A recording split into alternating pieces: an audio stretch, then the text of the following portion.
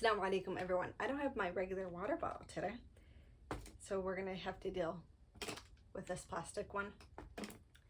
Welcome to the channel. If you're new here, my name is Hannah. I am a self-improvement coach, trauma coach, and content creator. And today we are going to be talking about a test that you can do to tell if you are going to be successful. Now, obviously, being successful is extremely subjective. What you define as success in your life might be very different than what another person defines as success in their life. But by and large, there are a lot of similarities between these different definitions, and ultimate success obviously is the pleasure of Allah subhanahu wa ta'ala. The test that I am going to share with you guys is one, you're going to hear beeping, don't mind that. This is my TENS unit for my back. My back is hurting today. The test that I'm going to share with you is one that will apply to every definition of success, whether you are talking about financial success, character success, if it's success in your career, or success in your side hustle, success in your sport. I don't care what it is.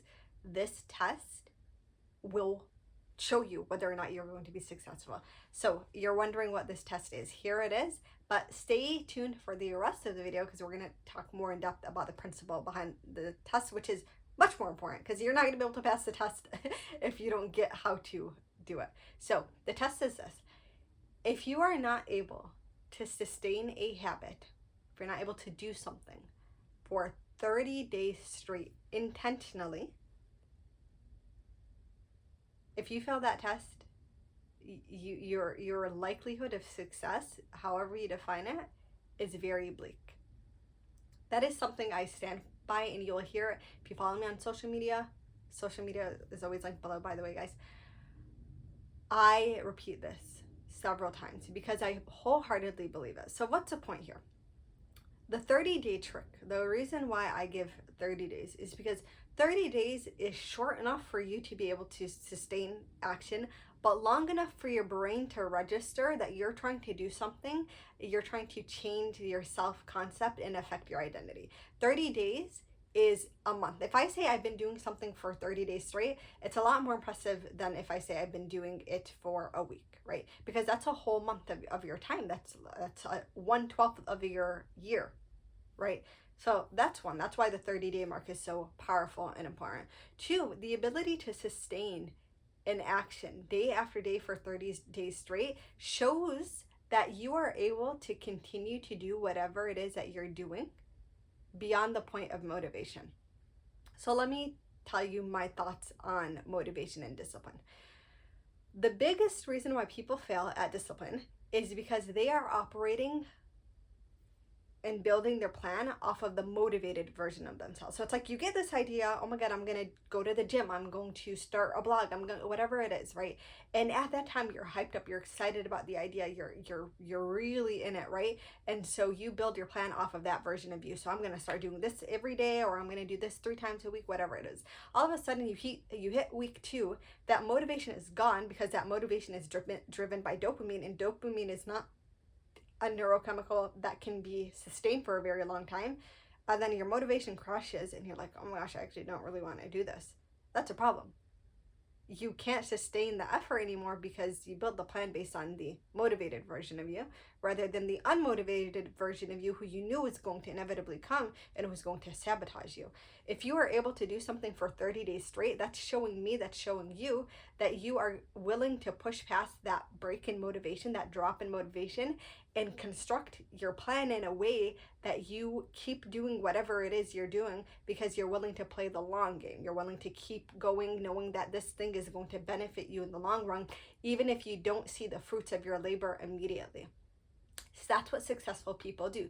Successful people, and there's ideas about this narrative that, oh, people just blindly come upon their success blindly, yeah, sure, there are some people, especially when it comes to material success, that really kind of walked into it.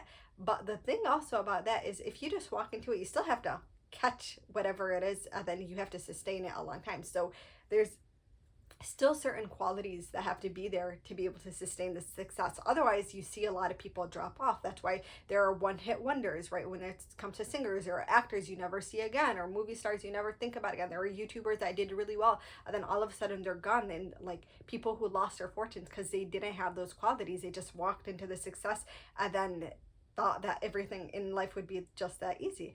But for the overwhelming majority of people who are successful, and a lot of people are very much, when we say self-made, obviously no one is 100% self-made. There are always going to be certain advantages that you had that led you to wherever you are, but self-made in that it was largely pushed by you.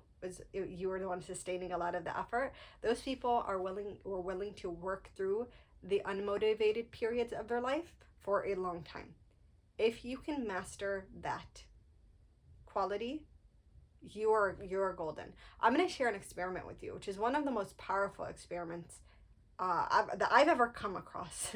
And it is a very famous experiment. I believe it was conducted by Stanford University, but it's a marshmallow experiment. You can look up YouTube videos of this experiment. And basically what they did is they took a bunch of kids. They were like 4 years old or something, 3 or 4.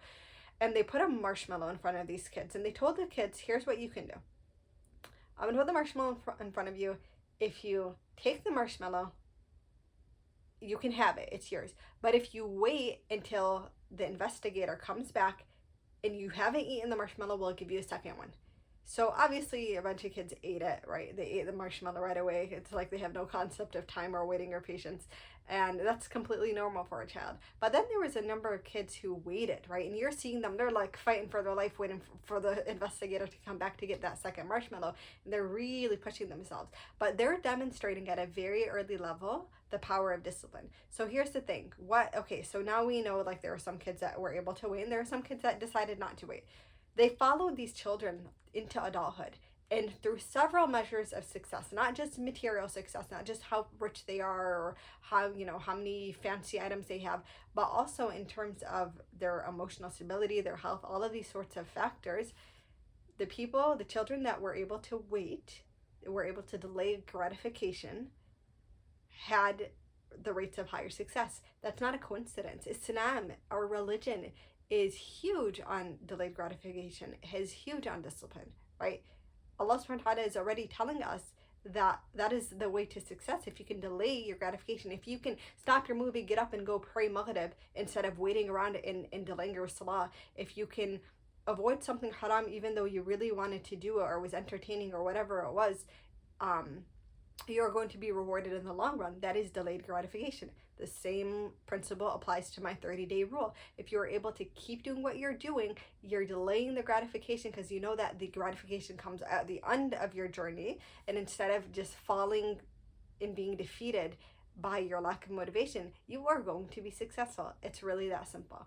Guys, if this is helpful to you, if you found this interesting, if these principles are resonating with you, I want to let you know that my schedule has opened up to one-on-one self-improvement coaching.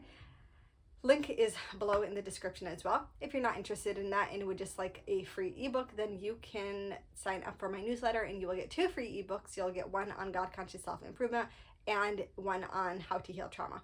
I absolutely love these ebooks, by the way, you guys. I still am a writer. I was a paid writer. I don't do it as much anymore, but it's just nice to be able to get back to that, and I hope that it's beneficial for you guys. Thank you so much for watching. Please like this video if you haven't already. Comment below and subscribe for more. Assalamu alaikum.